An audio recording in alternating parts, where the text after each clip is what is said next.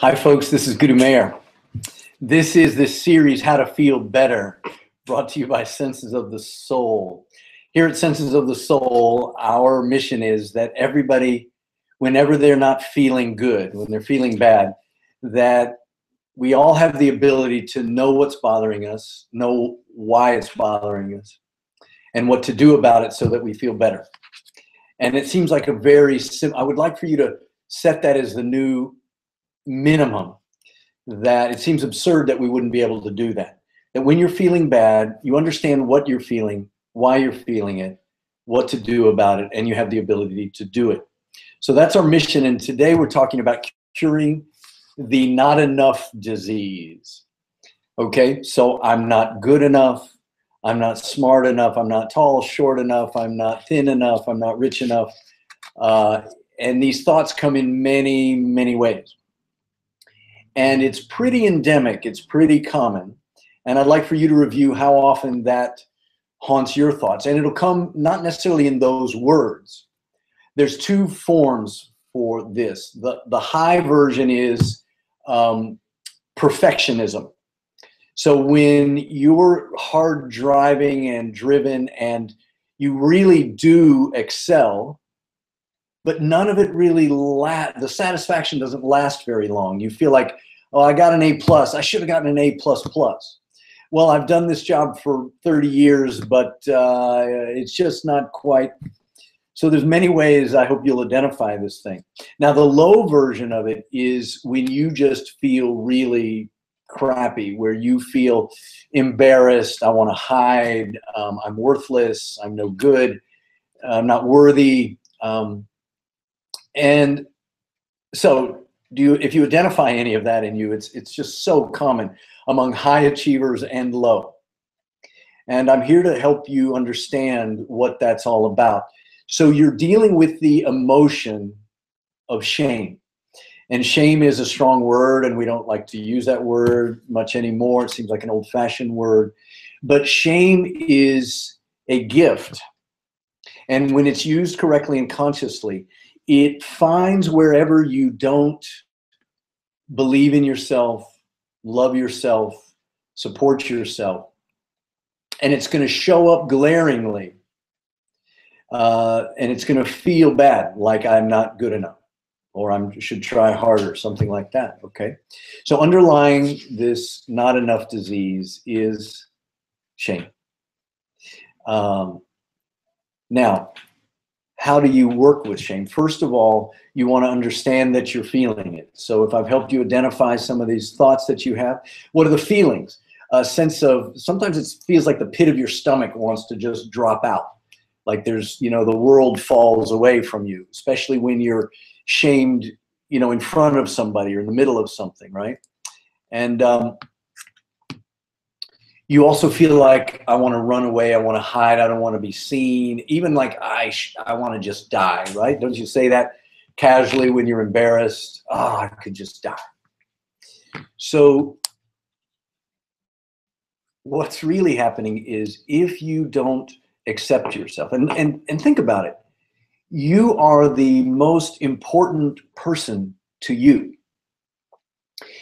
You've got to live with yourself 24/7 your whole life. You've got to live with the results of your actions. I mean, it's all about you. You're the most important person in the world. If you don't love and support yourself, who's going to, if you're not on your side?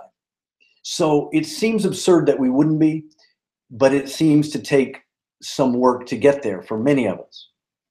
So wherever you're not on your side, your system has a tool to help get you further in self-acceptance and self-love, and that's called All These Feelings in the Family of Shame.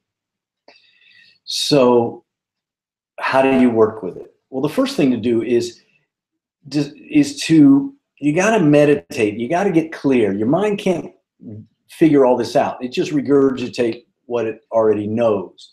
So you do something where you feel clear-headed, you feel light. I recommend yoga, breathing, but some people just take a walk on the beach. And so whatever gets you there. Then you have to be, once you're clear, you assess where did this message come from that something's wrong with me, that I don't fit in, I'm deformed, I'm defective, and you can trace it back. Did it come originally from somebody else? And I assure you it did. Did this current image come from, where did it come from? And you may then have memories of like your father speaking to you in a certain way, or the kids taunting you at school or something like that. Well, it gets insidious like a virus when that belief that something's wrong with you then comes through your own thoughts, like you believe it. And that's the moment of getting kicked out of the Garden of Eden, frankly. That's when you're not just innocently, this is who I am. You sort of have this self-aware, negative self-judgment. I'm giving you a lot of information at once. I just really want you to help you have the steps to understand this thing. And usually unraveling this is a little more complicated, or it takes a little more time, let's say. So the first thing you do is you see, is this coming from outside of me or from me? And even if it's coming from me, if I believe this, because you may at the beginning just go, you know what, I remember when my mom, she was having trouble, and so she, said something was wrong with me, but that was her, not me. Boom, might be done. But probably over time, you've really come to believe it yourself. So you've got to even look at your own thoughts and see if it's really, really from you. And what do I mean there? In your heart, do you believe that you're ugly or fat or no good or a loser, right? And there again, you have to get clear, because if you go deep, no human's heart thinks bad of them. Every human at their core loves themselves, but the mind doesn't always register that. So then once you get to a true, honest self-assessment, based on your criteria, the criteria of your heart, am I a good person? Am I worthy to live here and breathe on this planet? Then an interesting thing happens. You will find that you're either in alignment with who you know you are.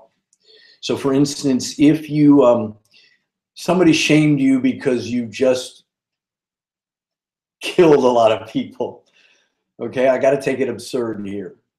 I hope it's absurd for you. And somebody shamed you for that. And you go in and you go like, oh, they're shaming me, like, let me check with me. Is that okay with me that I killed a lot of people? And if you get deep and honest, the chances are pretty good you're going to go like, no, that's not really okay with me.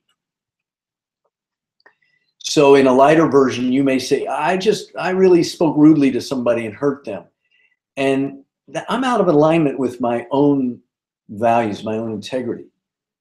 So, and I have to, my own price of my feeling good about myself is that I make amends, that I clear that up, that I speak differently to people in the future. And then I know I can feel good about myself. And usually right then you'll just go, okay, I'm going to do that. I feel good.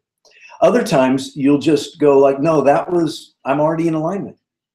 I got a 96 on my exam and I'm feeling like crap. Wait a minute.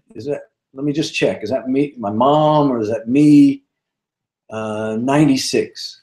Okay, I see what mistakes I made. I see maybe where I could have studied that one last night and gotten 100, but 96, that actually feels all right with me. I think I did fine. And yeah, next time I'm gonna just do that other thing that I decided not to do to get ready.